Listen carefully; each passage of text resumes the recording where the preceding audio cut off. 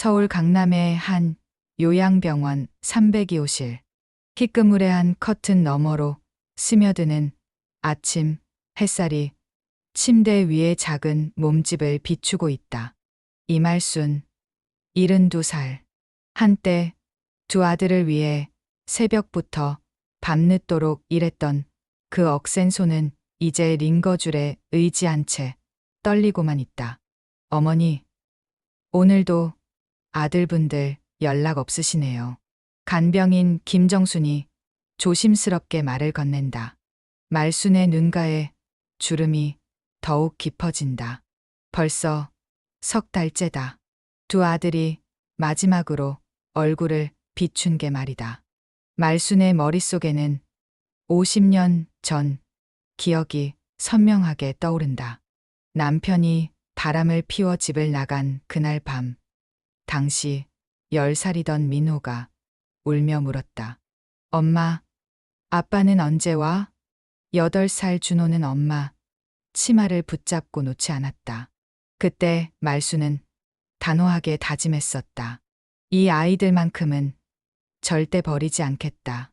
새벽 4시부터 시작되는 청소일, 오후엔 식당 설거지, 밤에는 공장 야근. 말순의 하루는 아들들을 위한 시간으로 채워졌다. 민호가 서울대 법대에 합격했을 때, 준호가 의대에 입학했을 때, 말순은 기쁨의 눈물을 흘렸다. 내 고생이 헛되지 않았구나. 하지만 아들들이 변한 건 그들이 성공가도를 달리기 시작하면서부터였다. 민호는 대형 로펌의 변호사가 되었고, 준호는 강남의 성형외과 원장이 되었다. 그들의 어머니에 대한 태도도 서서히 차갑게 식어갔다. 엄마, 이제 좀 쉬세요. 요양병원이 더 좋을 거예요. 민호가 차분한 어조로 말했을 때 말순은 뭔가 잘못됐음을 직감했다. 나는 집에서 살고 싶은데. 말순의 목소리는 떨렸다. 어머니, 혼자 계시기엔 위험해요. 여기서 전문적인 케어를 받으시는 게 좋겠어요. 준호 역시 냉정했다. 그렇게 말순은 평생을 바쳐 일궈낸 집에서 쫓겨나다시피 요양병원에 들어왔다. 창밖을 바라보며 말순은 혼잣말을 중얼거린다. 내가 뭘 잘못했을까? 저 아이들을 위해서라면 목숨도 바칠 수 있었는데. 핸드폰 화면에는 읽지 않은 메시지가 없다. 전화벨도 울리지 않는다. 병실 벽에 걸린 가족 사진을 보며 말순의 눈에서 또다시 눈물이 흐른다. 아들들이 어렸을 때 찍은 그 사진 속에서 세 사람은 행복해 보였다. 하지만 이제 그 사진은 빛바랜 추억일 뿐이다. 아들들아, 엄마가 그렇게 부끄러운 존재였니? 말순의 목소리는 공허한 병실 안에서만 맴돈다.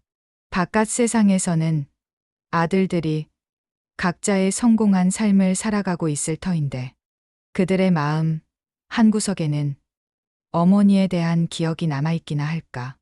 강남의 한 고급 호텔 라운지. 민호와 준호가 마주 앉아 있다. 하지만 이들의 대화 주제는 어머니가 아니라 아버지가 남긴 재산이었다. 형, 아버지 땅 문제 어떻게 할 생각이야? 준호가 와인 잔을 돌리며 물었다. 아버지는 작년에 갑작스럽게 세상을 떠났는데 젊은 여자와 재혼한 후 연락을 끊었던 터라 장례식도 치르지 못했다. 당연히 우리가 상속받아야지. 법적으로도 문제없어. 민호의 목소리에는 냉정함이 배어 있었다. 그런데 엄마 문제는 어떻게 하지? 병원비가 만만치 않던데. 준호가 피식 웃었다. 형이 변호사면서 그것도 몰라? 기초수급자로 신청하면 돼. 어차피 엄마 명의로 된 재산 없잖아. 그래도 우리 어머니인데.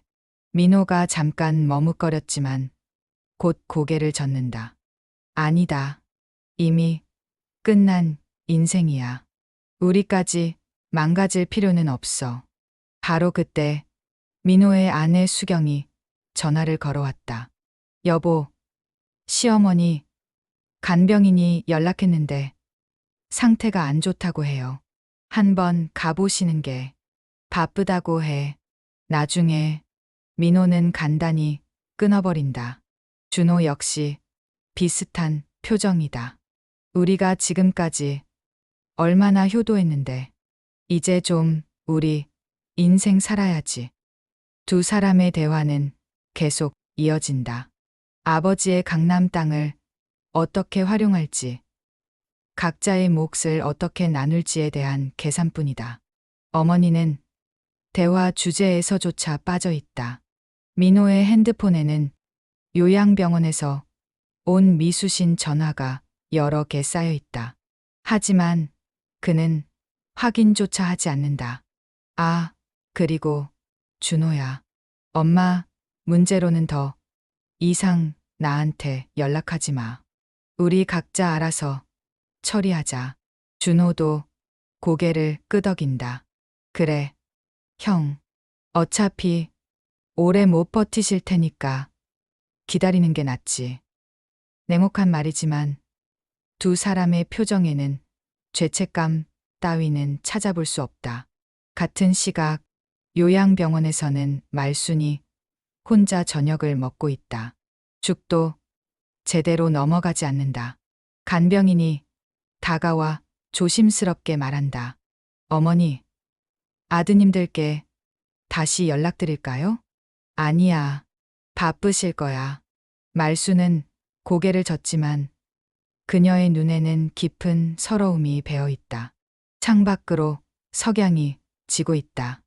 또 하루가 이렇게 지나간다. 말순의 병세는 급격히 악화되었다. 폐렴이 합병증으로 이어지면서 호흡조차 가빠졌다. 의사는 가족들에게 연락하라고 했지만 민호와 준호는 여전히 나타나지 않았다. 김간병인님. 말순이 가느다란 목소리로 불렀다. 김정수는 급히 다가가 말순의 손을 잡았다. 네, 어머니. 종이 좀 줄래요? 말순의 요청에 김정수는 펜과 편지지를 건네줬다. 떨리는 손으로 말순은 글씨를 써내려가기 시작했다. 한 글자 한 글자 쓸 때마다 그녀의 얼굴에는 지난 세월의 아픔이 스며들었다. 내 사랑하는 민호야, 준호야. 엄마는 너희들을 사랑했다. 너희 아버지가 우리를 버리고 떠났을 때도 엄마는 포기하지 않았다. 새벽 4시에 일어나서 청소를 하고 밤늦게까지 일했던 것도 모두 너희들 때문이었다. 편지를 쓰는 동안 말순의 눈에서는 끊임없이 눈물이 흘렀다. 너희가 좋은 대학에 갈 때, 좋은 직업을 가졌을 때, 엄마는 정말 자랑스러웠다. 내 고생이 헛되지 않았구나 생각했어. 하지만 너희는 변했다. 엄마를 부끄러워하기 시작했고, 만나는 것조차 부담스러워했다. 요양병원에 들어온 지 3달째, 너희는 한 번도 오지 않았다. 전화 한 통 없었다. 말수는 잠시 펜을 놓고 깊게 숨을 들이마셔야 했다. 가슴이 답답했지만 꼭 써야 할 말들이 있었다. 그래도 엄마는 너희를 원망하지 않는다. 다만 너희가 진정으로 후회할 수 있기를 바랄 뿐이다. 그리고 너희가 그토록 탐내는 아버지의 재산, 그 강남 땅 말이다. 사실은 김정수는 말순이 편지를 쓰는 내내 옆에서 지켜봤다. 그녀 역시 눈시울이 붉어졌다. 이 세상에 이런 어머니를 버릴 수 있는 자식이 있다는 게 믿어지지 않았다. 김간병인님, 부탁이 있어요. 말순이 편지를 접으며 말했다. 내 장례식 때 이 편지를 꼭 읽어주세요.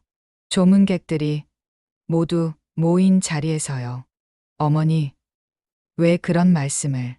김정순이 눈물을 닦으며 말했지만 말순은 고개를 저었다. 내가 죽고 나면 그제야 저 아이들이 올 거예요. 유산 때문에라도 말이에요.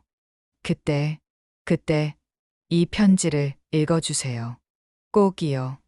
말순의 목소리는 간절했다. 김정수는 떨리는 손으로 편지를 받았다. 예.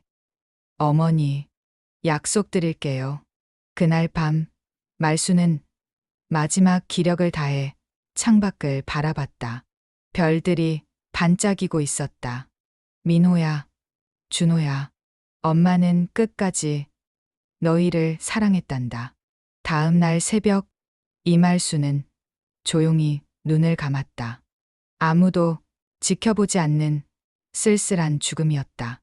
서울 강남의 한 대형 장례식장. 3층 VIP실에 말순의 영정사진이 놓여 있다. 사진 속 말순은 환하게 웃고 있었지만 장례식장의 분위기는 어딘지 어색했다. 민호와 준호가 상주 자리에 앉아 있다. 하지만 그들의 표정에서는 진정한 슬픔보다는 형식적인 애도만이 느껴진다. 오히려 두 사람은 조문객들 사이에서 수근거리는 소리에 더 신경 쓰고 있는 듯했다. 어머, 저분들이 그 유명한 변호사님이랑 성형외과 원장님이구나. 한 조문객이 속삭였다. 효자라고 소문났던데. 근데 요양병원에서는 한 번도 못 봤다던데? 다른 조문객이 고개를 갸웃거렸다. 3개월 동안 한 번도 안 왔다고 하던데. 민호는 이런 소리들이 들릴 때마다 불편한 표정을 지었다. 준호 역시 마찬가지였다. 하지만 그들은 여전히 형식적인 절만 받을 뿐 진심 어린 슬픔은 보이지 않았다. 형, 장례 끝나면 아버지 땅 문제 바로 처리하자. 준호가 조문객이 없을 때를 틈타 속삭였다. 변호사 사무실에서 만나자고 연락해도. 그래, 빨리 정리하자. 이런 일 때문에 시간 빼기도 힘들어. 민호 역시 속삭이듯 대답했다. 그때 김정순 간병인이 눈물을 흘리며 장례식장에 들어왔다. 그녀는 3개월 동안 말순을 간병했던 유일한 가족 같은 존재였다. 김정순은 말순의 영정사진 앞에서 오열했다. 어머니, 정말 좋은 분이셨는데. 김정순의 울음소리에 다른 조문객들도 숙연해졌다. 하지만 민호와 준호는 여전히 무덤덤했다.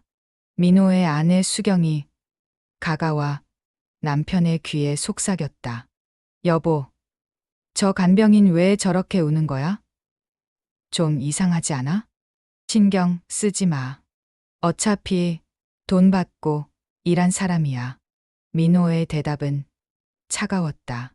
조문객들이 늘어나면서 장례식장의 분위기는 점점 무거워졌다. 하지만 유독 상주들만은 어딘지 다른 생각에 빠져 있는 것 같았다. 아들분들이 효자라고 들었는데 뭔가 분위기가. 한 조문객이 의아해했다. 맞아. 좀 이상해. 어머니를 잃은 슬픔보다는. 다른 조문객도 고개를 끄덕였다. 장례식장 한켠에서는 김정순이 말순의 편지를 꼭 쥐고 있었다. 어머니, 약속 지킬게요. 그녀는 마음속으로 다짐했다. 조문객들이 모두 모인 저녁 시간. 김정순이 떨리는 걸음으로 영정사진 앞으로 나아갔다. 손에는 말순이 마지막으로 쓴 편지가 들려 있었다. 죄송합니다. 고인께서 남기신 유언이 있어서. 김정순의 목소리에 장례식장이 조용해졌다. 민호와 준호가 당황한 표정으로 일어났다. 무슨 유언이요? 우리는 들은 적이 없는데? 민호가 당황스럽게 물었다. 어머니께서 돌아가시기 전날 밤에 직접 쓰셨습니다. 김정순이 편지 봉투를 꺼내며 대답했다. 꼭 장례식에서 읽어달라고 하셨어요. 준호가 급히 다가갔다. 그런 건 나중에 혼자 보면 되지 않나요? 여기서 읽을 필요가. 하지만 김정수는 이미 편지를 펼치고 있었다. 어머니의 마지막 유언이에요. 여러분이 들으셔야 합니다. 내 사랑하는 민호야, 준호야. 김정순이 편지를 읽기 시작했다. 그 순간 장례식장은 숨소리조차 들리지 않을 만큼 조용해졌다. 너희 아버지가 우리를 버렸을 때 너희는 겨우 10살, 8살이었다. 엄마는 그때 다짐했다. 이 아이들만큼은 절대 버리지 않겠다고. 조문객들의 표정이 점점 진지해졌다. 민호와 준호는 얼굴이 하얗게 질렸다. 새벽 4시부터 청소 일을 하고 오후에는 식당에서 설거지를, 밤에는 공장에서 야근을 했다. 너희들이 좋은 옷 입고 좋은 학교 다닐 수 있게 하려고. 김정순의 목소리가 떨렸지만 그녀는 계속 읽어나갔다. 너희가 서울대, 연세대에 갈 때 엄마는 정말 자랑스러웠다. 내 고생이 헛되지 않았구나 했다. 너희가 성공했을 때도 마찬가지였다. 하지만 너희는 변했다. 엄마를 만나는 걸 부끄러워하고 연락도 끊었다. 요양병원에 들어간 지 석 달 동안 한 번도 오지 않았다. 이때부터 조문객들 사이에서 수근거리는 소리가 들리기 시작했다. 석 달 동안 한 번도 안 갔다고? 어떻게 그럴 수 있지? 민호가 급히 일어나려 했지만 김정수는 더 큰 목소리로 계속 읽었다. 하지만 그보다 더 충격적인 건 편지의 후반부로 갈수록 내용은 더욱 놀라웠다. 장례식장의 모든 사람들이 숨을 죽이며 들었다. 그리고 너희가 그토록 탐내는 아버지의 재산, 그 강남 땅 이야기를 해야겠다. 김정순의 목소리가 장례식장에 울려 퍼졌다. 민호와 준호의 얼굴이 순간 굳어졌다. 사실 그 땅은 처음부터 너희 아버지 것이 아니었다. 엄마가 30년간 모은 돈으로 산 것이다. 너희 아버지는 단지 명의만 빌려준 것뿐이었어. 장례식장이 웅성거리기 시작했다. 뭐라고? 어머니 돈으로 산 땅이었다고? 그럼 아들들이 지금까지 너희가 성공한 후 엄마는 그 땅을 너희들에게 물려주려고 했다. 하지만 너희의 태도를 보고 마음을 바꿨다. 김정순의 목소리는 더욱 또렷해졌다. 민호가 벌떡 일어났다. 이건 말이 안 되는데요. 법적으로 아버지 명의로 되어 있었고. 잠깐만요. 아직 더 있어요. 김정순이 손을 들어 제지했다. 작년에 너희 아버지가 세상을 떠나기 전 엄마가 마지막으로 만났다. 그때 그 남자는 자신의 잘못을 인정하고 땅의 진짜 주인이 누구인지 문서로 남겼다. 준호가 황급히 다가갔다. 그런 문서 본 적 없는데요. 어디 있다는 거예요? 김정순이 가방에서 또 다른 봉투를 꺼냈다. 어머니께서 이것도 함께 주셨어요. 너희가 정말 뉘우친다면 주라고 하셨어요. 봉투 안에는 부동산 등기 서류와 함께 말순이 직접 작성한 유언장이 들어있었다. 이 땅은 내가 30년간 피땀 흘려 번 돈으로 산 것이다. 하지만 나를 진심으로 사랑하는 자식이 있다면 그에게 물려주고 싶다.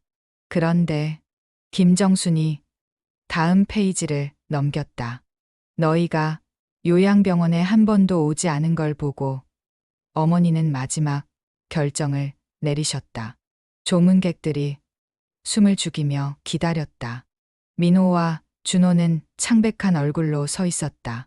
이 땅은 모두 사회복지법인에 기부한다. 정말 나를 사랑했다면 너희 목도 남겨뒀을 것이다. 하지만 너희는 끝까지 오지 않았다. 뭐라고? 민호가 소리쳤다. 기부했다고? 그게 말이 돼요? 김정순이 마지막 서류를 보여줬다. 정식으로 공증받은 기부증서였다. 어머니께서 돌아가시기 일주일 전에 모든 절차를 완료하셨어요. 준호가 서류를 빼앗으려 했지만 이미 늦었다. 이건 사기야. 정신이 없으셨을 때 한 일이라고. 그런데 김정순이 핸드폰을 꺼냈다. 어머니께서 기부 서류에 사인하실 때 녹화해달라고 하셨어요. 정신이 명료하다는 걸 증명하려고요. 영상이 재생되었다. 침대에 누워있던 말순이 또렷한 목소리로 말하고 있었다. 나 이말순은 정신이 온전한 상태에서 이 결정을 내린다. 내 재산을 사회에 기부한다. 장례식장이 아수라장이 되었다. 장례식장은 완전한 혼란에 빠졌다. 민호와 준호는 서로를 바라보며 분노에 떨고 있었다. 이 모든 게 너 때문이야. 민호가 준호를 향해 소리쳤다. 내가 엄마 문제에 신경 쓰지 말자고 했잖아. 나 때문이라고? 형이 먼저 요양병원 보내자고 했잖아. 준호도 지지 않고 소리쳤다. 형이 변호사면서 제대로 확인도 안 했잖아. 두 형제의 다툼을 지켜보던 조문객들은 경악을 금치 못했다. 어머니의 장례식장에서 벌어지는 추악한 모습이었다. 여러분 보셨죠? 한 조문객이 다른 사람들에게 말했다. 저런 자식들이 있나요? 어머니 돌아가신 자리에서 정말 말이 안 되네요. 석 달 동안 한 번도 안 가고 재산만 노렸다니. 다른 조문객도 고개를 저었다. 민호의 아내 수경이 당황하며 남편을 말렸다. 여보, 제발 정신 차려. 사람들이 다 보고 있어. 하지만 민호는 이미 이성을 잃은 상태였다. 너희 집안은 어떻게 키워진 거야? 어머니한테 병원비도 제대로 안 보냈으면서. 준호도 더욱 흥분했다. 병원비는 나도 냈어. 그런데 형은 뭘 했어? 변호사라면서 법적 문제도 확인 안 했잖아. 김정순이 더 이상 참을 수 없어 큰 소리로 외쳤다. 그만하세요. 어머니가 얼마나 상심하셨는지 아세요? 마지막까지 여러분만 기다리셨어요. 마지막에 어머니가 하신 말씀 알아요? 김정순의 목소리는 울음으로 떨렸다. 아들들이 정말 나를 사랑한다면 올 거라고 끝까지 믿고 계셨어요. 조문객들 사이에서 흐느끼는 소리가 들렸다. 하지만 민호와 준호는 여전히 서로만 탓하고 있었다. 형, 이제 어떻게 할 거야? 우리 망했어. 준호가 절망적인 표정으로 말했다. 망한 건 너야. 나는 내 길 갈 거야. 민호가 소리치며 장례식장을 나가려 했다. 그때 김정순이 마지막 폭탄을 터뜨렸다. 아직 끝나지 않았어요. 어머니께서 여러분의 부인들에 대한 이야기도 남기셨거든요. 두 사람이 동시에 얼어붙었다. 뭐라고? 여러분이 어머니를 요양병원에 보낸 진짜 이유. 부인들이 시어머니를 싫어해서였죠. 김정순의 말에 수경과 준호의 아내 미영이 창백해졌다. 어머니께서 들으셨어요. 여러분이 부인들에게 하는 말을. 김정순이 또 다른 녹음 파일을 재생했다. 핸드폰에서 민호의 목소리가 흘러나왔다. 엄마를 집에 두면 수경이가 스트레스 받는다고. 빨리 요양병원에 보내자. 이어서 준호의 목소리도 들렸다. 미영이도 시어머니 모시기 싫어해. 우리도 요양병원이 낫지. 장례식장의 분위기는 더욱 차갑게 식었다. 두 며느리는 사람들의 시선을 피해 고개를 숙였다. 이제 여러분은 모든 걸 잃었어요. 김정순이 단호하게 말했다. 재산도 명예도 그리고 가장 소중했던 어머니의 사랑도. 민호와 준호는 서로를 바라보며 절망했다. 그들이 그토록 탐냈던 재산은 사라졌고 사람들 앞에서 추악한 모습을 다 드러냈다. 이제 어떻게 살아? 준호가 무너지듯 말했다. 모르겠어. 다 끝났어. 민호도 마찬가지였다. 형제는 서로에게 등을 돌렸다. 평생을 함께 의지하며 살아온 가족마저도 잃는 순간이었다. 장례식이 끝난 후 몇몇 조문객들이 말순의 영정사진 앞에 남아 있었다. 김정수는 조용히 눈물을 닦으며 꽃을 정리하고 있었다. 정말 좋은 분이셨겠어요. 한 할머니가 김정순에게 다가와 말했다. 3개월 동안 혼자서 돌봐주셔서 고마웠을 거예요. 어머니는 정말 자식들만 생각하시는 분이셨어요. 김정순이 울먹이며 대답했다. 마지막까지도 아들들이 올 거라고 믿으셨어요. 그런 어머니를 어떻게. 다른 조문객이 고개를 저었다. 정말 이해할 수 없어요. 이때 말순의 오랜 친구인 박순자 할머니가 다가왔다. 그녀는 말순과 50년을 함께한 절친이었다. 말순이는 늘 자식 걱정뿐이었어. 박순자가 영정사진을 바라보며 말했다. 남편이 바람 피워 떠났을 때도 혼자 애들 키울 때도 한 번도 포기하지 않았지. 어떤 어머니셨는지 궁금해요. 김정순이 물었다. 박순자의 눈에 추억이 떠올랐다. 겨울에 애들 옷 사주려고 자기는 얇은 옷 입고 다녔어. 애들이 학용품 필요하다 하면 밥을 굶어서라도 사줬지. 민호가 대학 갈 때는 말순이가 밤마다 일하면서 등록금을 마련했어. 준호 의대 갈 때도 마찬가지였고. 박순자의 목소리가 떨렸다. 그런데 어떻게 그런 어머니를. 한 조문객이 분개했다. 말순이가 마지막에 나한테 전화했었어. 박순자가 계속 말했다. 아들들이 안 온다고. 자기가 뭘 잘못했는지 모르겠다고 울면서 말했지. 김정순이 더 이상 참을 수 없어 흐느꼈다. 어머니가 마지막에 하신 말씀이 내가 너무 많이 사랑해서 아이들을 망친 건 아닐까 였어요. 장례식장은 다시 한번 숙연해졌다. 모든 사람들이 말순의 마지막 말을 가슴 깊이 새겼다. 그래도 어머니는 끝까지 아드님들을 사랑하셨어요. 김정순이 말했다. 기부할 때도 아이들이 정말 뉘우친다면 다른 방법을 찾을 거야 라고 하셨거든요. 정말 위대한 어머니셨네요. 박순자가 영정사진에 절을 올렸다.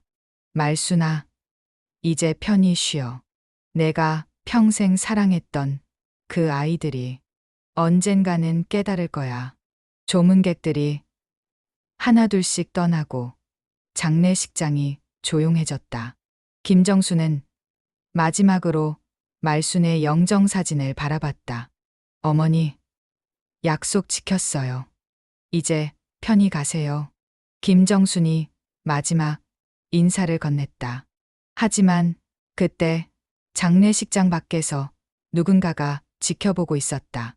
민호의 아내 수경이었다. 그녀의 입가에는 묘한 미소가 떠올라 있었다. 이제 시작이네.